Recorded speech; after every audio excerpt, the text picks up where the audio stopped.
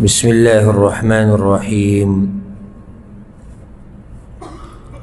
الحمد لله رب العالمين،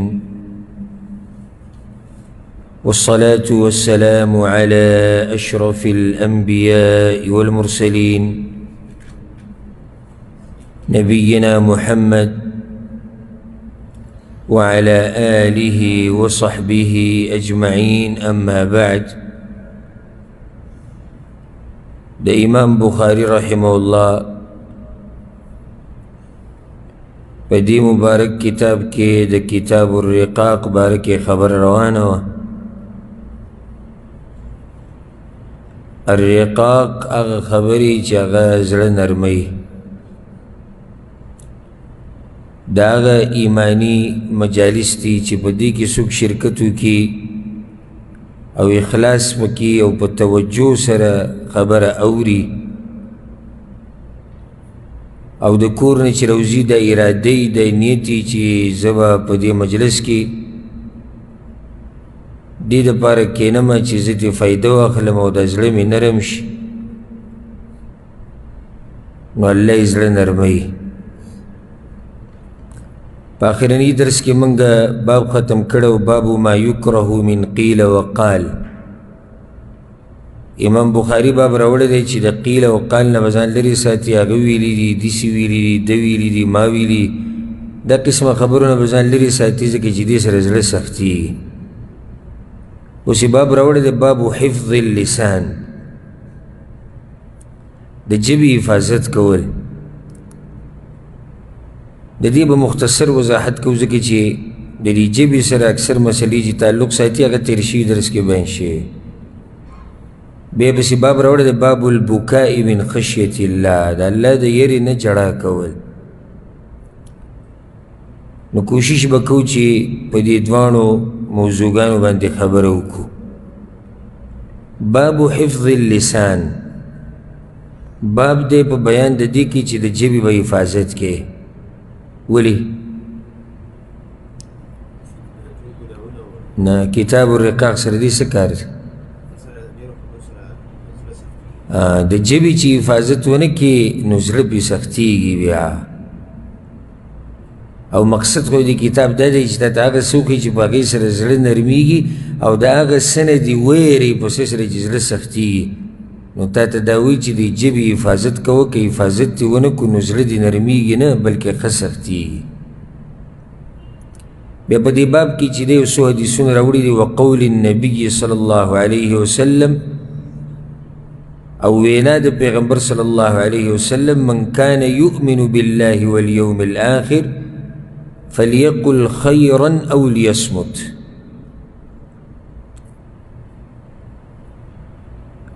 او وینا د پیغمبر صلی الله علیه وسلم د چا چې په الله باندې ایمانی او په آخرت باندې ایمانی، فلیقل خیرا، د خیر خبره دې کوي، او لیصمت، که د خیر خبره نه کوي نو غلی دې کښېني. دوه خبرې دي، یا خو د خیر خبره کوه یا غلی شه. نو درېیمه پکې بله نشتي، درېیمه بله نشتي. یو سړی زه پکې منځنۍ لار کوم. منځنۍ لار کومه یوه ده؟ یا خو به ستا په خبره کې خیر وي، خیر به یا دنیوي یا به دیني. دنیوي خیر که بیانوي څه خبره نه ده، که داسې خبره ته کوې چې هغې کې دنیوي فایدې مصلحت وي هېڅ خبره نه ده. دینی فواید پکې، دینی خبرې خو بیا ډېره غوره ده، خو اجر او اجر ده. خو داسې خبره چې په هغې کې فایده نه وي، مصلحت پکې نه وي، نه د دنیا او نه د آخرت، نو بیا دویمه خبره ده چې او لیصمت، نو بیا غلی شي. چې کله تا ته پته ولګي چې زما په دې خبره کې نه د دنیا خیر شته او نه د آخرت، نو بیا د ژبې ته دې بیا ټاله واچوه. هوښیار انسان هغه دی، هوښیار انسان، هوښیار مؤمن چې دی د خبرې کولو نه مخکې سوچ کوي، دا زه چې څه وایم په دې کې څه فایده ده، مقصد څه دی، بیا د هغې نه بعد خپل کار کوي. ځکه کله چې دا ژبه په کنټرول کې ونه ساتله که نه، نو ته به د ژبې په کنټرول کې شي بیا خولې نه به دې خبره وځي او بیا به په هغې باندې پښیمانې چې یاره ما دا څه ویلي خو ته به پرې رانیوی کېږې که یو ځای کې کېنولی شوې او وایي چې تا دا خبره کړې ده ته به دې ملامت تا نه شي ویلی چې یاره بس هغه جو د خولې نه مې ووته او هغه جو سوچ مانه وکړې دا کیسې پکې بیا نه چلېږي تا دا خبره کړې ده ته اوس د دې خبرې په کنټرول کې دا خبره ستا کنټرول کې خو تا کله کنټرول کې ساتله تا راوویشته نو دا د کم عقل انسان هم یو علامه ده چې دی خبرې ته ګوري راګوري نه چې څه یې ووي ګوره ادبناک انسان د هغه یو نښه یاده کړه ادبناک انسان ځي ته ګوري مخامخ انسان ته ګوري او خبرې ته ګوري دا الله ډېرو اوچتو خلکو ته دا ادب نصیب کوي ځي ته ګوري مخامخ انسان ته ګوري بیا خبرې ته ګوري زما دا خبره د ځي سره مناسب ده که نه اول دا کته غواړي دا څنګه ماحول دی په دې کې دا خبره مناسب ده که اوس ته د علماو سره مجلس کې ناستې او دیندارو خلکو سره ناستې एकदम دې پکې خبره راواچوله چې بھائی ریال اوس زورور دی او روپۍ کمزوري شوې ده او دا ولې او دا څنګه او دا لکه دا څه قیسې کېدې دا مجلس د دې دی ته دې خلکو ته وګوره ته دې مخامخ شخصیت ته وګوره بیا دې خپل دا ځای د دې دی دې خبره کې څه عیب نشتی مسله څه وه دې ځي سره مناسب ده ښه نو بیا به دې مخامخ کس ته ګوري دا خبره زما ده سره مناسب ده او که نه همزولي سره ته خبرې کې د ملګري سره کې د کشر سره کې د رور سره کې د خور سره کې داسې به ته په هر ځای کې لګې مخامخ سپینګیری دی هغه سره به ډېرې خبرې نه کې هغه ته چې خبره کوي چې تاسو راغلي وئ تاسو تپوس کړی ته مخامخ سړی غټ دی مخامخ عالم ناست دی مخامخ استاذ دی مخامخ یو داسې سړی دی چې الله وله دنیوي غټه مرتبه ورکړې ده هغه صرف د هغه د مرتبې مطابق خبره کړي اوس لازم نه چې یو سړی وایي چې دا به دیني مرتبه چاته میلاو شي د هغه سره به ادب کې خبره کوي نه دنیوي مرتبه چا سره غټي هغه سره هم د هغه د مرتبې مطابق خبره کوي انزل الناس منازله یو سړی د علاقې مشر دی حکومت ته طرف نه به د کلي د علاقه ضلع به د مشر او ته د هغه سره کښېنې او تا خبره کړې وه بیا دې پوره نه کړه او دروغ دې ویلي وه او دا څنګه او دا څه خبره شوه دا مخامخ سړی چې ناست دی ده سره څه مشرتیا ده په ادب کې خبرې کوه ښه مخامخ پلار ناست دی پلار ته وګوره مخامخ مور ده دا مخامخ خور ده ایا دا خبره د دې په مخ کې مناسب ده او دې سره مناسب ده دې ټولو خبرو ته به ګورې نو بیا دې ته به ګورې چې دا خبره چې زه کومه کومه دا څنګه ده اوس دا هم خبره ده که نه چې ته ځي ته دې وکتو کس ته ګورې خبرې ته وګوره بنیادي مسله دا ده دا ستا دا خبره څه خبره ده دا ما تاسو ته وکړم چې دا ادب خاصو خلکو ته نصیب شوی او عرب وی لکل مقام مقال د هر ځای دپاره خپله وینایي د هر ځای دپاره خپله طریقې اوس که زه یو نصیحت کوم یو بوډا انسان ته یو مشر ته د هغې طریقه به جدا وي او که زه یو کشر ته نصیحت کوم د هغې طریقه به جدا وي که زه خپل نږدې ملګري ته نصیحت کوم د هغې طریقه به جدا وي او یو ناشنا کس ته نصیحت کوم د هغې طریقه به جدا وي زه چې پلار ته نصیحت کوم هغې طریقه به جدا وي زه چې عامو خلکو ته نصیحت کوم د هغې طریقه به جدا وي ښځې سره د خبرې طریقه به جدا وي د نورو خلکو سره خبرې طریقه جدا وي په دې ما تاسو له مثالونه هم درکړی وی د پیغمبر صلی وسلم د ژوند نه خو ما تاسو ته وایي چې دا خبره زه د ژبې دا مسله او د ژبې حفاظت دا ډېره نه اوږدوو ځکه چې دې باره کې څه نه څه خبره تېر شوي درس کې مې شوې وه دا کم نعمت چې الله تعالی درکړی دی که نه دا ژبه لوی نعمت دی الم نجعل له عینین ولسانا وشفتین الله وی د انسان لما دوه سترګې ورکړي او ژبه او شونډې دا اوچت نعمت دی چې الله تعالی قدرت ته خبرې درکړی نو دا ژبه چې اوچت نعمت دی بیا د نعمت حفاظت وکړه او ګډه وډه مه استعمالوه او دا مې یاده کوي چې خبره ختمه نه شوه تا چې څه ووایي که ته څه وایي چې دا لاړه ختمه شوه الله وایي یوم تشهد علیهم ألسنتهم وأيديهم وأرجلهم بما كانوا يعملون دا قیامت پر ورځ به دا لاسونه دا خپې دا ژبه دا هر څه به مونږ ګوهي کوي ګورئ اوس ستا مرضي ده که ته وایې چې ستا دپاره ګوهي وکړي محنت او کوشش وکړه او که ته په دې راځي چې په تا ګوهي وکړي بیا د خپله مرضي ده ستا دپاره ګوهي ده چې ته پرې هغه څه وایي چې الله پرې راضي کېږي دا ژبه د قیامت پر ورځ الله ته وایي چې یا الله ته ګورې په ما باندې همیشه ستا ذکر ویلی ستا دین یې بیان کړی ښایسته خبرې کړي او په ځان یې ګواه کوي بیا چې سړی وایه خو خبره دا نه چې ما وکړه او ختمه شو ځکه یو حدیث کې راځي ګوره دې ته غوږ کېږدئ پیغمبر صلی الله علیه وسلم امام احمد دا روایت راوړی ان من احبكم الي واقربكم مني مجلسا يوم القيامه احسنكم اخلاقا د قیامت په ورځ به په تاسو ټولو کې زیات نږدې ماته په مجلس کې یعنی ماته به په ګاونډیتوب کې نږدې هغه خلک چې اخلاق یې ښایسته وي اخلاق چې د چا ښایسته وي دا پیغمبر تر ټولو نه زیات نږدې د قیامت په ورځ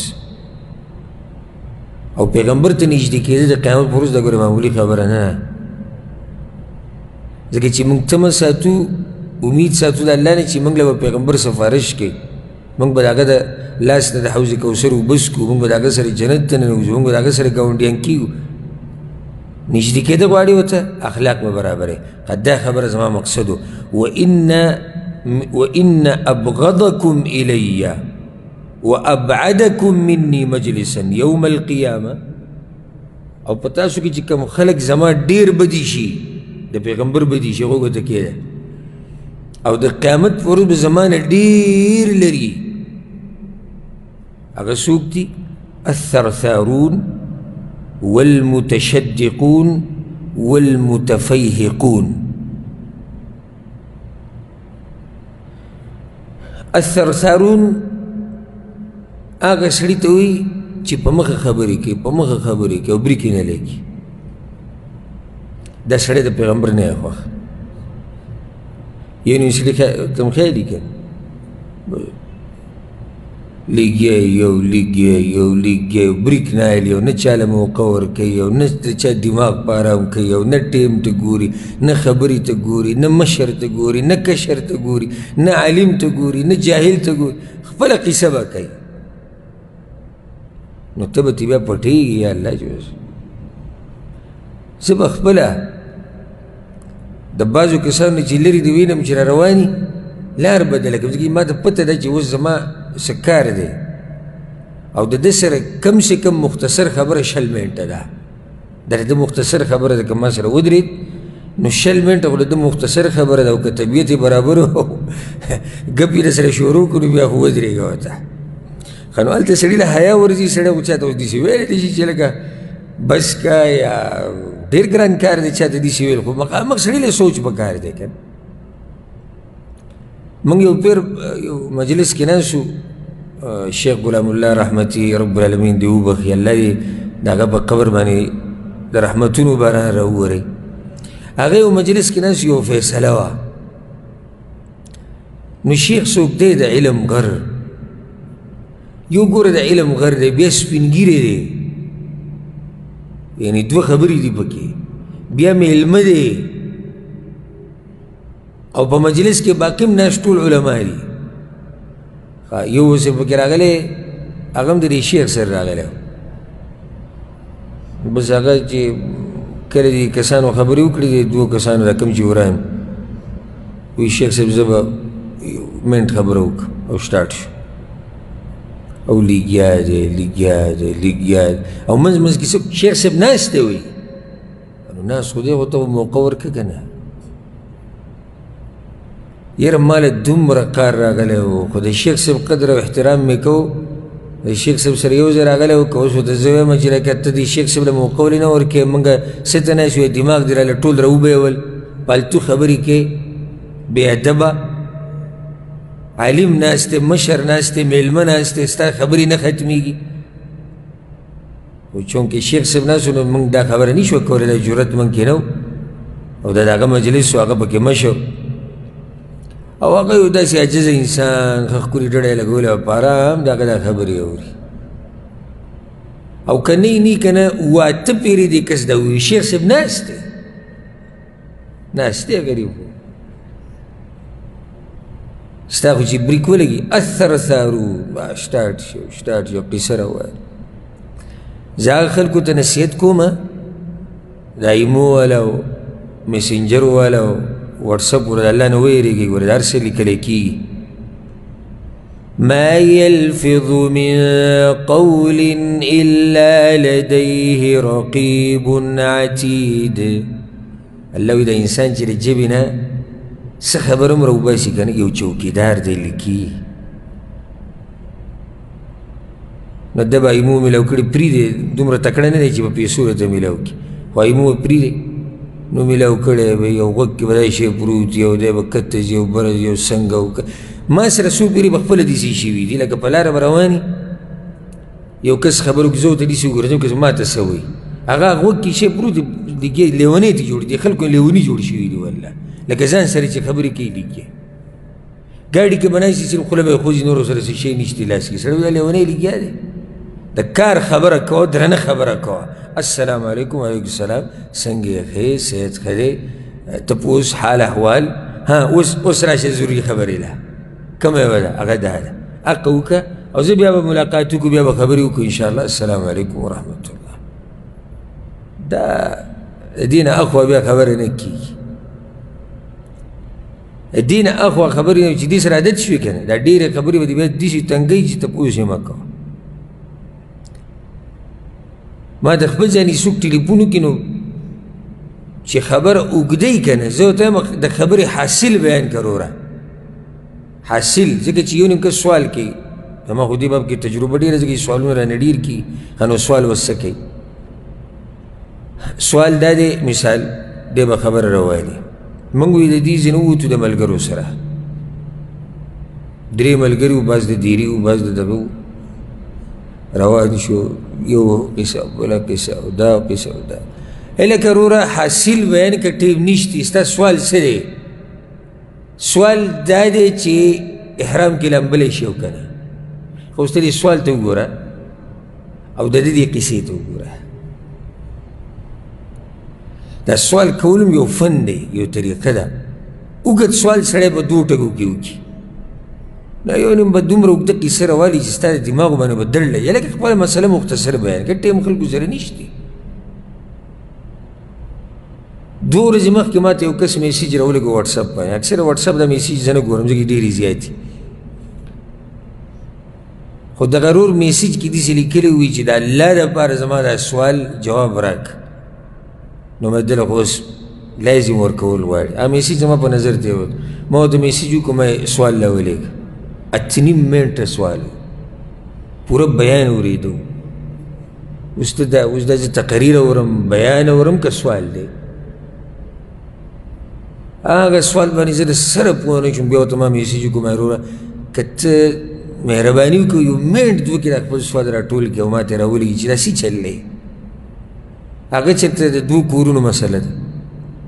نو هغه دوی کره تلي وو موږ کره رالو موږ چې رالو موږ ګاډی وکړو ګاډی چې موږ وکړو په لاره کې دوی سره مخامخ شو دوی چې ټولې خبرې سیټ ته که ته څه وې نو بیا هغه سوال چې هغه کوم وکړو کوم چې صحیح سوال هغه تقریبا دوه نیم منټه پای باندې ولګېد هغې کې هم خبره لږه راښکو دې وه وګوره دا طریقه یې زده کړه چې خبره څومره مختصر کېږي مختصر کوه ها خو کله ناکله خبره مختصر کول نقصاني دا بله فایده یې ده کوي بس خبرې ګوره به څه کې اوږدې وې لکه اوس د دین مسله ده نه خبره به مختصر کې یو سړي د پیغمبر صلی الله علیه وسلم یو حدیث بیان کو پرېښودی خلک یې ښه په دغه کې واچول دلته به اوس خبره اوږدې وضاحت به کې تفصیل به کې بیانې به ځکه دا خبره یاده کوي بلاغت څه ته وایي په عربۍ کې دا وایي بلاغت هغه څه ته وایي یا بلیغ انسان هغه یو دی چې لویه خبره په معمولي ټکو کې راټوله کړي خو دا م وایي بلیغ انسان هغه دی چې کوم ځای کې وضاحت ته ضرورت وي هلته بیا خبره اوږده وي همیشه مختصر خبرې هم نه وي پکار ځکه چې کله اختصار صحیح نقصان شي نو بیا به ته خبره اوږده کړې دا یو فایده و ذکر مې ته کړه الثرثارون دا د پیغمبر صلی الله علیه وسلم بدي شي او دغه شان المتشدقون او متفیهقون دا څوک دي دا هغه دي چې کله خبرې کوي داسې په تکبر سره یې کوي دې بعضو ته مې خیال دي که داسې لاسونه به ورسره ووایي او کله به یو سټایل او کله بل سټایل هغه خبرو نه د تکبر بې نه راځي دا خلک هم د پیغمبر صلی الله علیه وسلم نه دي خوښ او دا خلک هم د پیغمبر صلی الله علیه وسلم د مجلس نه د قیامت پورې څه دي لرې دي نو حفاظت د ژبې او حفاظت ډېرې خبرې مه کوئ امام بخاري هم دې پسې د قایت راوړی د ما یلفظ من قول الا لديه رقیب عتید دې پسې د حدیث ته وګوره عن سهل بن سعد رضی الله عنه پیغمبر صلی الله علیه وسلم وایي من یضمن لي ما بین لحییه وما بین رجلیه اضمن له الجنه څوک چې ماله ګارنټي راکړي ضمانت راکړي د هغه څه چې د دوو جامو په دې منځ کې ده او د هغه څه چې د دې دوو خپو په منځ کې دي دوو جامو منځ کې څه شی جبه او دوو خپو منځ کې عورت چې چا وی ماله ګارنټي راکړه چې زه به د دې ژبې حفاظت کوم او زه به د دې عورت حفاظت کوم اضمن له الجنه زه له د جنت ګارنټي ورکوم دا ګارنټي د پیغمبر د طرف نه ده خو ستا د طرف نه به ګارنټي د دې چې دا ژبه به زه بلکل صحیح استعمالو او عورت به په غلط ځای کې نه استعمالو یو حدیث کې داسې هم راځي پیغمبر صلی الله علیه وسلم تپوس شوی دی چې ډېر خلک د څه د لاسه جهنم ته ځي پیغمبر صلی الله علیه وسلم ورته وایي د ژبې او د عورت د لاسه ته یعنې سوچ وکړه او دا نظر وچورلوه دنیا کې چې څومره ګناهونه کېږي یا پکې د ژبې یعنې رئیسي کردار دی او یا عورت دی شهوت دی اوس دې دوو کې یو یا ژبه ده او یا عورت دی د دې دوو چې د حفاظت وکړو جنت ته به ځي د دې نه بعد دا حدیث د ابو هریره رضی الله عنه روایت دی پیغمبر صلی الله علیه وسلم وایي من کان یؤمن بالله والیوم الاخر څوک چې په الله باندې ایمان ساتي او په آخرت باندې فلیقل خیرا نو د خیر خبره دې کوي د دې وضاحت وشو لږ ساعت مخکې او لیصمت یا دې غلی کښېني ګورې چې غلی کښېناست هېڅ مسله ته نه جوړېږي دا کوم سړی چې خبرې ډېرې نه کوي تاسو چې داسې جاخه لیدلې ده کېدای شي بعض ځایونو کې په دې ملامته شي چې بهی خبرې ونه کړې او مجلس پې سوړي او دغه خو په مسلو کې نه راګیرېږي چېرته په ده باندې څوک دعوه نه کوي چې تا زما غیبت کړی تا دروغ ویلي تا کنځلي کړې وي تا دا ویلي تا دغه ځکه چې هغه غریب څه وایي نه او بله دا خبره یاده کوي څومره چې د خبرې لږې وي دومره به د هیبت او عزت ډېري دا کوم سړی چې خبرې ډېرې نه کوي مجلس کې هر سړی د دې خبرې ته غوږ ږدي چې کله دی شروع کړي وایي دی خبرې نه کوي او دا چې کوي څه به وایي او دا چې په مخه لګي او دا کسان ته غلي شي غوږ ورته کښېږدي مړه وي دی په مخه لګي زما خوا ته مخکې یو څه ملګري وو د درسونو له به هم راتلو نو هغوی وران شي وو بیا زه هغه دیرې ته ورغلم نو هغه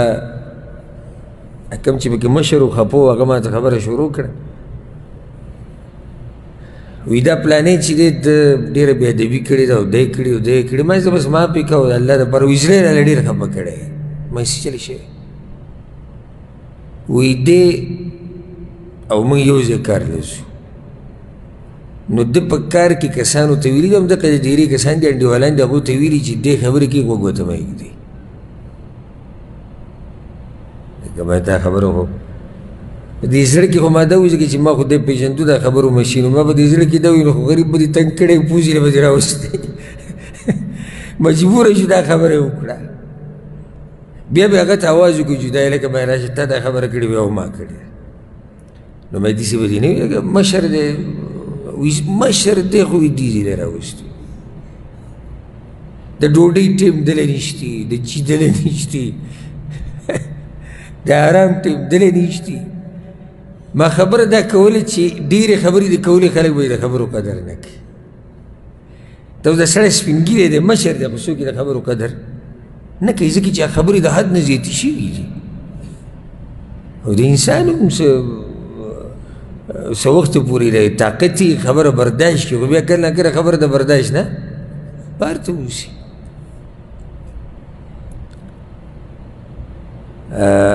یو حدیث کې داسې راځي امام ترمذي رحمه الله راوړی دی پیغمبر صلی الله علیه وسلم وایي لا تکثروا الکلام بغیر ذکر الله د الله د ذکر نه علاوه او دې کې دننه د الله دین ټول راغی علما وایي د دین علاوه د نورې خبرې ډېرې مه کوئ یعنې هغه خبرې کوئ چې د دین سره تعلق ساتي اکه ډېر هم کې نقصان پکې شته خیر او خیر اوس که موږ کینو یو څلور پنځه غنټې لګیو نقصان دی فایده او فایده پیغمبر صلی الله علیه وسلم وایي د دین علاوه نورې خبرې ډېرې مه کوئ د عامې خبرې ولې فإن كثرة الكلام بغير ذكر الله قسوة للقلب دې سره زړه سختېږي د دې سره زړه سختېږي ځکه پیغمبر صلی الله علیه وسلم وایي چې خبرې ډېرې مه کوه دې سره زړه سختېږي ومن كان يؤمن بالله واليوم الآخر فلا يؤذي جاره د حدیث کې دي چې چا په الله باندې او په آخرت باندې ایماني نو ګاونډي له دې تکلیف نه ورکوي ومن كان يؤمن بالله واليوم الآخر فليكرم ضيفه او چا چې په الله او په آخرت ایماني د خپل میلمه قدر دې کوي د هغې نه بعد حدیث دی ابو شریح الخزاعي وی رضی الله عنه وی سمع اذنای زما دی غوږونو دا خبره اورېدلې وه ووعاه قلبي او زما زړه پې پوه شوی و قال النبي صلی الله علیه وسلم النبي صلی الله علیه وسلم یقول پیغمبر صلی الله علیه وسلم دا ویلي دې خبرې ته څه ضرورت دی چې زما غوږونه اورېدلې او زما زړه پې پوه شوی بارک الله فیک مخامخ سړي ته وایي چې ګوره سیرت نه وي چې پیغمبر ویلي ښه یقیني پیغمبر ویلي دي بله ګوره بله فایده وی غوږونو مې اورېدلې ده او زړه مې پې پوه شوی دی دی مؤمن چې دی کله د دین خبره اوري که نه نو په غوږ یې واوري او زړه ته یې کوزه کړي یو هغه غریب وي چې بس داسې به بس په دې راځي او په دې وځي په دې راځي او په دې وځي لکه اخو د منافقانو خبره ده خو لکه داسې خبر منافقانو باره کې راځي چې پیغمبر صلی الله علیه وسلم سره مجلس کې ناست او چې بیا به ووتو ماذا قال آنفا دا ده څه ووایي بعض ملګري داسې دي چې دین په مجالسو کښېني چې بهر ته وځي ملګرو ته دا کومه مسله بیان شو نو ته چې پکې ناست وي ګنټه تا ونه اورېده نو هلته مطلب دا دی چې دی اورېدلې ده صرف په دې غوږونو خو د زړه په غوږونو نه ده اورېدلې او په دې ته مې یېره شوې ده بیا هغه ته تللې ده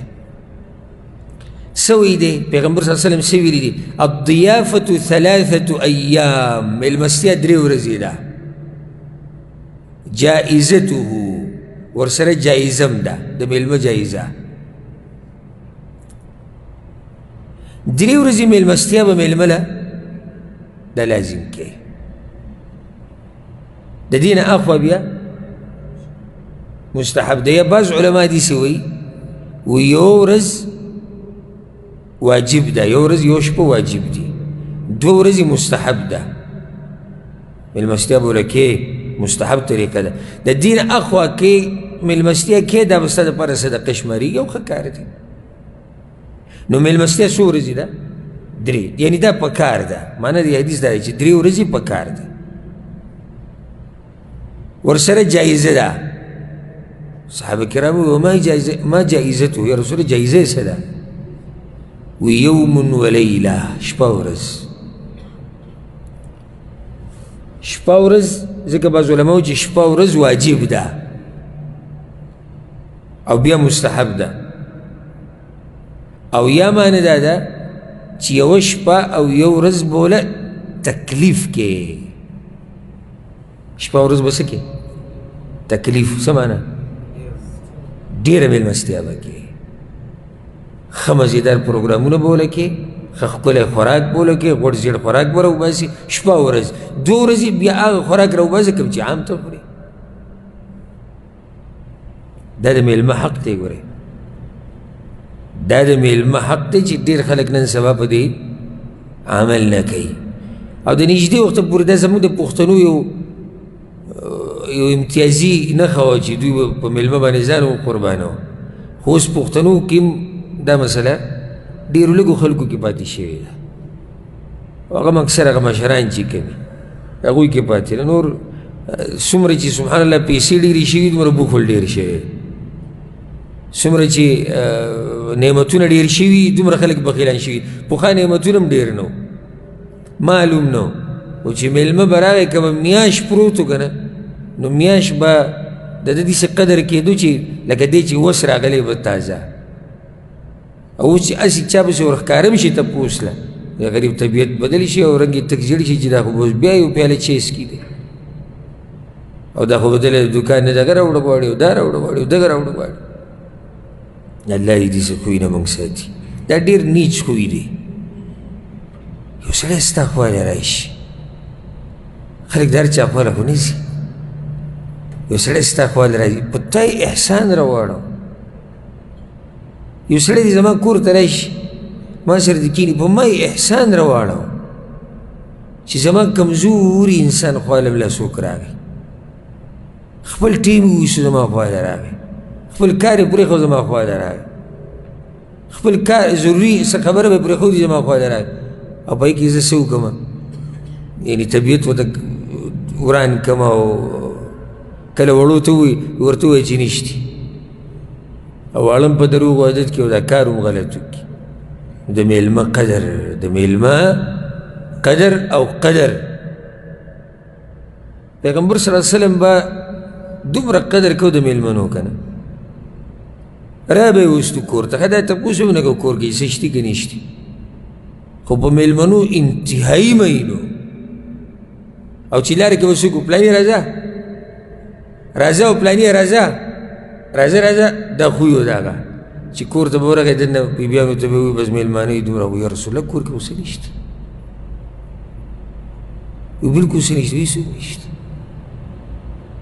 میلمه یې راغلی او قدرمن میلمه. اب پیغمبر صلی الله علیه وسلم ځان سره جومات نه کور ته بوتو ډایرکټ. میلمه مې راوستی ده یا رسول الله تا خو راوستی خو څه خو نشته اوس څه وکړو؟ نو پیغمبر صلی الله علیه وسلم زما دا میلمه به څوک بوځي؟ او دا بیا د پیغمبر شاګردان دي، دا به مو څوک کي؟ خدم اوس کور کې تپوس نه دی کړی، انصاري صحابي دی. یا رسول الله وایي بس زما ذمهواري شوه زه به یې بوځم. چې کور ته بوتو دننه ورغی او خوشحاله دی او څه مو خوشحاله دی. ښځو ورته یې ولي وایي د پیغمبر صلی الله علیه وسلم میلمه م راوستی دی. ښځې وی دا خو دې بل شان کار کړی، خبره د خوشحالۍ ده خو کور کې خو څه نشتي. دا خو د پیغمبر میلمه راوستی دی زار او قربان دغه نه، خو کور کې خو لږ غونته کې خوراک پروت دی او دا واړه دغه دی جاړي یې ناستې ورته. ورته وي وړو سره که هر څه کې وکړو دی کوو دا د پیغمبر میلمه دی. دغه لږ خوراک چې کوم دی دا به موږ له راوړي او بیا به په څه طریقه باندې دا ډیوه دا به مړه کړي. میلمه راغی کېناستو، اوس د دوی دې قصې نه میلمه نه دی خبر. ګوره دا هم یو ادب دی چې د دې مسلو نه میلمه نه خبرې، لکه یو سړی په زوره خبرې شروع پلانې شی نشته پلانې نشته. نه نه میلمه ته به دا خبرې نه اورې، کېدای شي دغه زړه کېدلی شي دی ما ته اورئ زما نه تنګ دی. دننه خپله مسله حل کوه، ډوډۍ موډۍ کېښودی شوه ښځې داسې کړه چې ځان یې د ډیوې سره ولګو یا داسې خبره یې جوړه کړه چې بهی دا مړه شوه د ځان نه او دا سړی هسې لګیا دی ګوتې وهي دي پلیټ کې او میلمه لګیا دی ډوډۍ وخوري ښه یې ځان موړ کړو الله به کې برکت واچو څنګه به الله برکت دله نه ورکو یعنې د چا میلمه یې راوستی ده اوس څه معامله یې ده سحر له چې دی جومات ته ورغی پیغمبر صلی الله علیه وسلم کم دی هغه میلمه یې چې بولی و قریبا یاره راغله چې که الله ورته حل ویلی دی میلمستیا به نه شوي صحیح جا خو نور څه نه و خو هلک څه و هماره وویستو ودرېدو یا رسول الله زه یم وی الله پرون چې ستا او ستا د ښځې دا میلمستیا ولیده کومه چې تاسو له دې سړي کړې وه نو الله ورته وخندل چې دا څه ناشنا مؤمنان دي څه ناشنا بندګان دي څه مین دي دوی په پیغمبر باندې او څه قدر کوي دوی د میلمنو او الله بیا آیت نازل کو یؤثرون علی انفسهم ولو کان بهم خصاصه دا هغه قوم دی چې ځان په لوږه کې ساتي خو بل د ځان نه مخکې کوي د میلمه به داسې قدر کوي هر شی به میلمه ته ږدي میلمه ته به صد کوي صد به کوي میلمه ته د یو نیم کس لکه ستاسو هم تجربه د یو نیم کس خواله چې ورشي بس ډوډۍ ورته کیله او کېنه نو کله کله سړي له حیا مورځي لکه اوس زړه مې شوی دی دغه شی راوالم خو څنګه راغلمې ځان پې سړي ته سپک کړي او هغه قسم خوړلی دی چې زه دا نه یم چې پلاني خوره یا واله یا دا نه نه نه نه ځان له به سم په ډوډۍ کې لګیا دی نو میلمه سره چې کښېنې د هغه به قدر کې یو شی بل شی یو شی بل شی دا د ایمان نښه ده من کان یؤمن بالله والیوم الاخر بیا مخکې دي فلیکرم ضیفه د خپل میلمه قدر دی کوي ومن کان یؤمن بالله والیوم الاخر فلیقل خیرا او لیسکت او چا چې په الله او په آخرت باندې ایماني نو خیر خبر دی کوي یېرېدلی شي مخکې دې وضاحت وشو بیا حدیث راوړی د ابوهریره رضی الله عنه پیغمبر صلی الله علیه وسلم ان العبد لیتکلم بالکلمه دې ته غوږ کېدی وی بنده کله ناکله یو خبره وکړي ما یتبینو فیها داسې سوچ یې ورته نه وي کړی او راوي ولي لکه دا خبره ورته داسې معمولي ښکاري یوازې دا ومې کړه او مجلس مې ګرم کو یزل بها فی النار ابعد مما بین المشرق د دې یوې خبرې د لاسه جهنم ته ولیږي دومره لرې لکه کومه فاصله چې د مشرق په منځ کې ده د هغه فاصلې نه په زیات اندازې سره د په جهنم کې ولیږي یوې خبرې د لاسه ولې سوچ یې ورته نه و کړی او دته وړه ښکارېده خو د الله په نس غټه وه دته خو وړه ښکارېده خو د الله په نس څه وه غټه وه دلته یو فایده پته نشته او ذهن ته به دا سوال راغلی و که نه وی راغلی دا د ویښو خلکو ذهن ته راځي چې د مشرق په منځ کې کومه فاصله ده نو مشرق او مغرب دی او دلته مشرق راغلی دا مشرق خو یو نه دی نو د هغې جواب دا دی چې مشرق دا په اعتبار د دغه سره جمع او ګوړي سره د دوه دي د ګوړي ځان له مشرقي او د جمع ځان له مشرقي نو ځکه دې ذکر ویلي بین المشرق یعنې د دوو مشرقینو په منځ کې ور کله ناکله مجلس کې خلک ناستي که نه یو خبره روانه شي والعیاذ بالله دا خو د سپکو خلکو مجلس خاص یو مثال به یې درکړو دا مثال کې خبره هم چې د پلاني دا ښځه والعیاذ بالله دا داسې او دا داسې دا اوس د وړې خبرې ورته ښکاري د دې ځای سره سړی غرق او تباه شي یو مجلس کې ناستي مړې مولیان ټول په دنیا پسې ګرځي ټوله مسله د خېټې روانه دا اوس ګوره دې ته وړه خبره ښکاري د الله په هغه بندګانو چې هغه علما دي په هغه ټولو یو شان فیصله وکړه مجلس یې ګرم کو نور ورته ډېره ښکلې خبره دې وکړه خبره ختمه شوه د یوې خبرې د لاسه ډېر تباه شو بیا دې بل حدیث ته ګوره دا هم د ابوهریره رضی الله عنه دی پیغمبر صلی اللہ علیہ وسلم وی ان العبد لیتکلم بالکلمه من رضوان الله وی کلنا کله یو بنده دې څه خبره وکړي کنه چې الله پرې راضي کېږي لا یلقي لها بالا خیال ورته نه وي یعنې دا د دې څه ګټه خبره نه ښکاري خبره د الله دومره خوښه شي چې یرفع الله بها درجات الله وله په جنت کې اوچتې درجې ورکړي حالانکه خبره د څه ښکاري ده وړه لکه اوس مجلس کې ناستې ته او ملګري لګیا دي ګپ شپ لګوي یا خبرې کوي تا پکې منځ کې وي د الله نه ګوره ویرېږئ اوس دا وړه خبره ده کیدای شي دې ویونکو ته دومره توجه هم نه چې دا زما څه ګټه خبره خو نه ده کړې خو ما دا وایي چې د الله نه ویرېږه او دا خبره د الله خوښه شي دې ته لسه دا سړی وبخښي وإن العبد ليتكلم بالكلمة من سخط الله او کله کله یو انسان وړه خبره وکړي خو الله پرې ناراضه کېږي الله پرې غوسه کېږي لا یلقي لها بالا پروا یې نه وي دا خو ما معمولي خبره وکړه یهوي بها فی جهنم د دې یوې خبرې د لاسه په جهنم کې اوبه وخوري د یوې خبرې د لاسه په جهنم کې اوبه وخوري ښه دا ته وړه خبره ښکارېده خو د الله په نس غټه ولاړ جهنم ته د یوې خبرې د لاسه جهنم ته لاړ دا حدیث ولې راوړه دې څه مطلب شو هره خبره په احتیاط پکار ده کیدای شي دا خبره دې دومره اوچت کړي چې الله د ناراضي شي او کیدای شي چې دا وړه خبره چې تا ته وړه ښکاري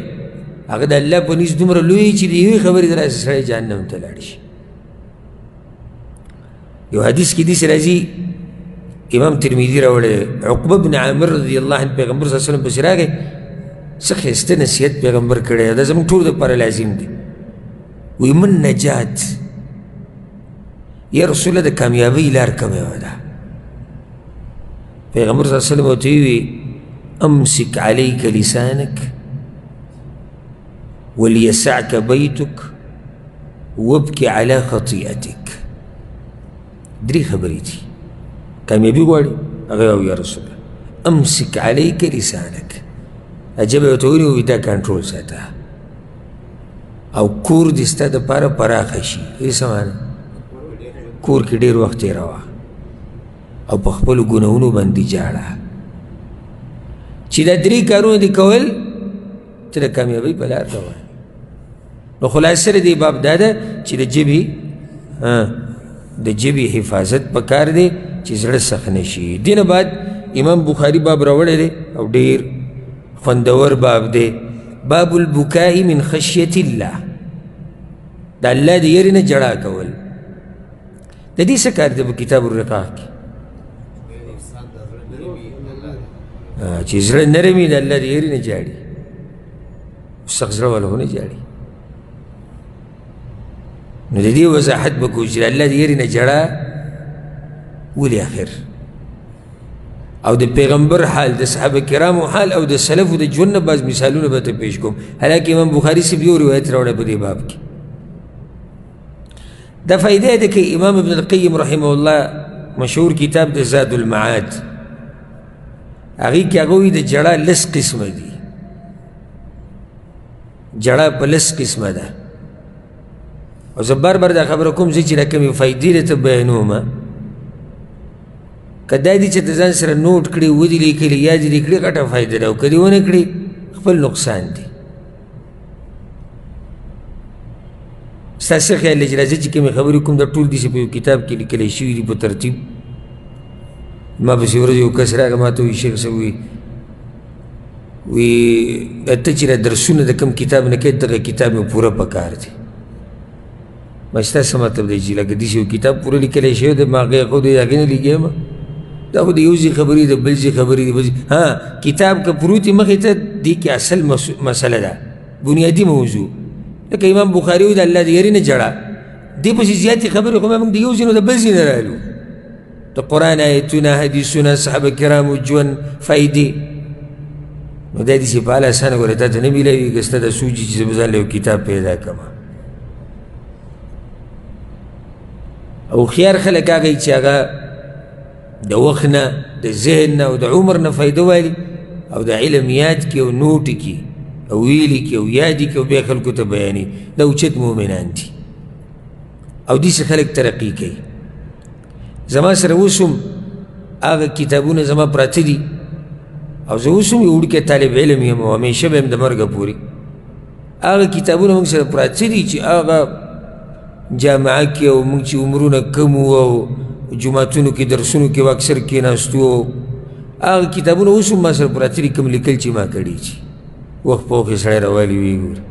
داسې فایدې چې هغه بل یو ځای کې نه میلاویږي او دا کتابونه که څوک ما ته دا ووایي چې زه دله یو ټرک کتابونه راوړم نور او دغه ماله راکړه دا کوم کې چې تا لیکل کړي دا زه په دې یو ټرک کتابونه نه ورکوم ځکه چې دې کې زما ژوند دننه پروت دی دې کې ما د علماو د خولې نه قسمه قسم فایدې را جمع کړي دي دې کې خو زما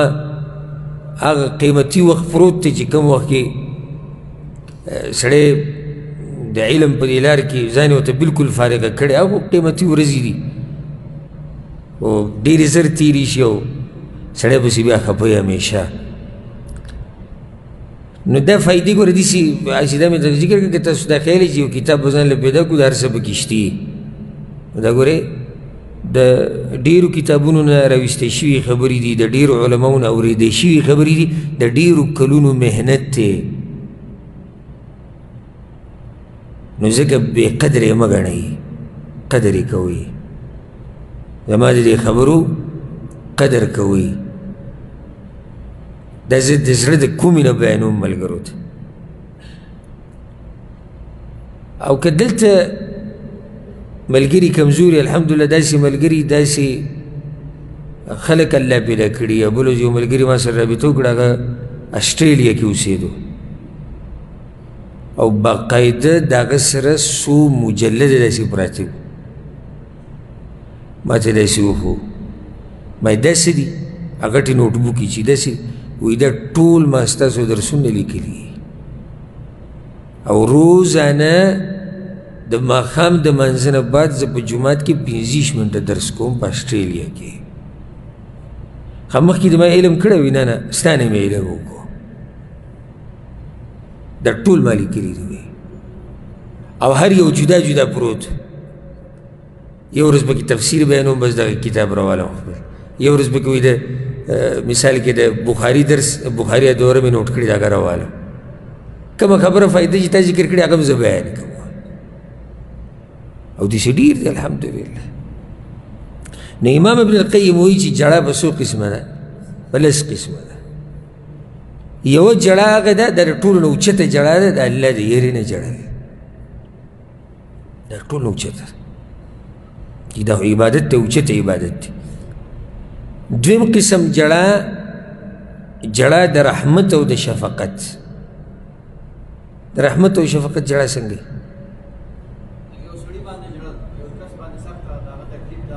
بارک الله فیک یو کس ویني بیمار دی غریب دی حالات یې ډېر خراب دي یا لکه کله کله څاروی ځناور ویني په هغه دې زړه اوس سترګو کې اوښکې راشي دا هم جړه ده ورته ښایسته جړه ده ځکه چې دا نرم زړه علامه ده دریم قسم جړه ده بکاء المحبه والشوق د محبت د لاسه جړل څنګه یو سړی ځنه ورک دی او بیا سره ډېر وخت بعد میلاو شو یا د پلار سره میلاو شو د مور سره د بچي سره میلاو شو او په جړه شو دا د محبت د لاسه جړه ده شوق د لاسه جړه ده څلورم قسم جړه جړه د خوشحالۍ ده خوشحالۍ کې هم سړی جاړي کېږي داسې که نه یو نعمت ستا شوق یې ستا ورته زړه او یعنی الله دې له هغه درکړي هغه ورځ د باندې راشي چې د خوشحالۍ نه څه شي په جړه شي لکه مثال یو سړی دا ارمان دی چې زما د زوی نه الله غټ عالم جوړ کړي او دی په آخري ورځ د جامعې نه فارغه شي او ځان سره سندونه راغستي او راشي او پلار ته وایي زه فارغه شي او پلار یې په جړه شي ولې په جړه شو خوشحالي ځکه چې دې ورځې په ارمان وه چې دا ورځ لا ما په خپل ژوند کې ولیده یو دا جړه ده څو شوې پنځمه جړه د دړ د لاسه جړل هغه واضح ده جسم کې څه ځای دړ کې ورته تکلیف د لاسه جاړي دا طبیعي ده دا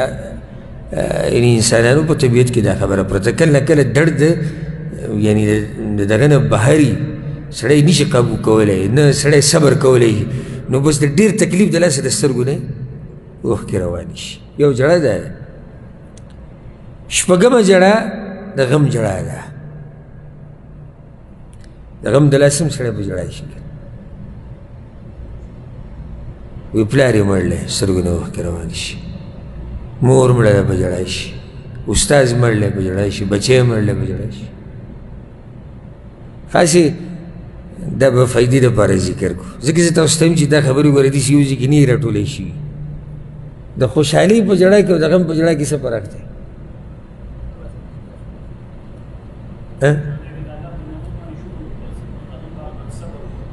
اخو صحیح شوه اخو د زړه دننه مسله ده صبر دی او شکر دی په سخته کې صبر دی او په خوشحالۍ کې شکر دی دا خو ډېره ښکلې خبره خو ظاهره کې دواړه یو شان جاړي که نه جاړي یو شان دوی کې څه فرق دی زه به ورته ناشنا فرق ذکر کړم علما دا وی د خوشحالۍ جړه چې جړه د دې د اوښکې یخي او زړه خوشحالۍ او د غم د جړه اوښکې ګرمي او زړه تنګي دا فرق دی ظاهره کې خو ګوره سړي ته داسې ښکاري دواړه یو شان دي خو دواړو کې فرق شتي د ده د اوښکې یخي دي یخي څه معنی سړی داسې وګوري یخي او داسې نه څوک چې کوي چې دا یخي دی که ګرمي چې یخي معنی دا دي چې د دې اوښکو سره سترګې یخېږي لکه اوس تا ته یو سړی دا ووایي الله دې په بچو سترګې یخې کا سترګو نه واوره جوړېږي خو ته هغه څه وینې چې خوشحاله شي سترګې دې په سکون شي یخې شي نو د خوشحالۍ دا اوښکې چې وي که نه دا یخې دا سترګې په داسې دا سترګې ته خونلې خون او د غم هغه چې الله دې ته موږ ټول ساتي او هغه ګرمي سړي ته تکلیف ورکوي سړی ورسره کمزوری کېږي سړی ورسره خرابېږي دا یو فایده ښه څو جړاګانې شوې شپږ اومه جړه هغه د بوزدلۍ او د یرې د لاسه جړه داسې هم کېږي کله سړی ویرېږي جاړي که نه جاړي یرې د لاسه هم جاړي یو نیم سړی بوزدلۍ هغه بیا ډېر زیات جاړي کله نه کله طاقتور سړی هم جاړي چې داسې کمزورتیا ورته راپېښه شي چې نور پسې شي نور په جړا شي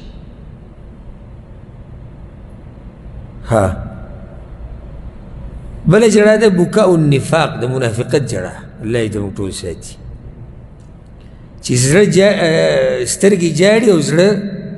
نه جاړي دا د منافقت جړه ده اتم نهمه جړه البکاء المستعار هغه جړه چې په کرۍ اخیستې شي کرۍ کومه جړه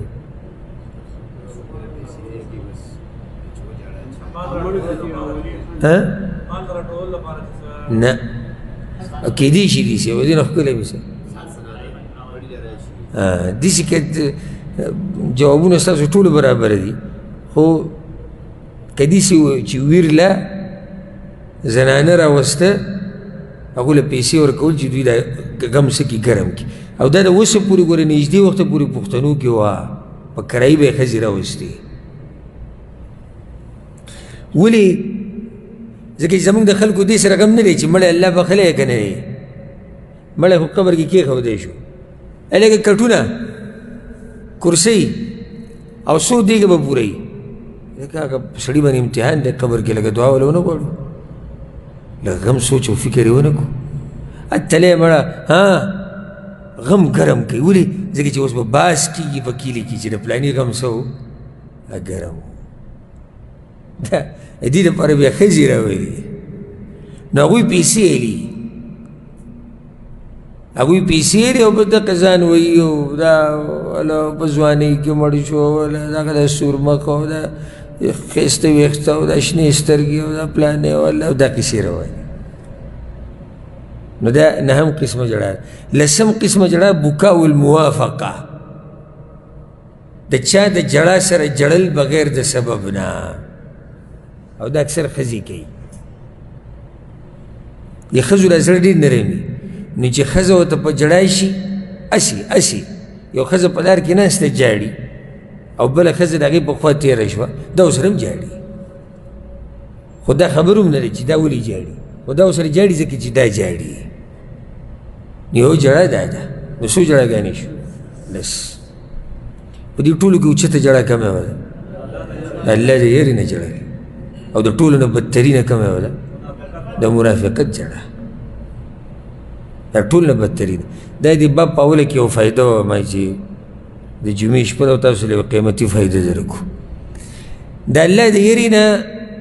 جړه امام بخاري رحمه الله وایي الله اکبر د ډېرو زموږ د ډېرو د ژوند نه دا ښایسته عبادت او دا ښایسته صفات دا ترې وتی دی بلکل دا زه حقیقت ویم ګورې هغه عبادت د کوم عبادت په کولو سره چې الله صفت کړی د خلکو او پیغمبر صلی الله علیه وسلم صفت کړی دی هغه د ډېرو خلکو نه ورک دی زه ښه یقیني دا خبره کوم تر دې چې سبحان الله دې ته م سوچ کړی زموږ په معاشره کې خلک وایي پلانې جاړي ولې دې څه وایي ناشنا دی هغه پلانې درس کې جاړي ورته وایي چې نور څوک نه جاړي ښه د سلفو په وخت کې به وي پلانې یاره نه جاړي ورته وایي چې نور ټول جاړي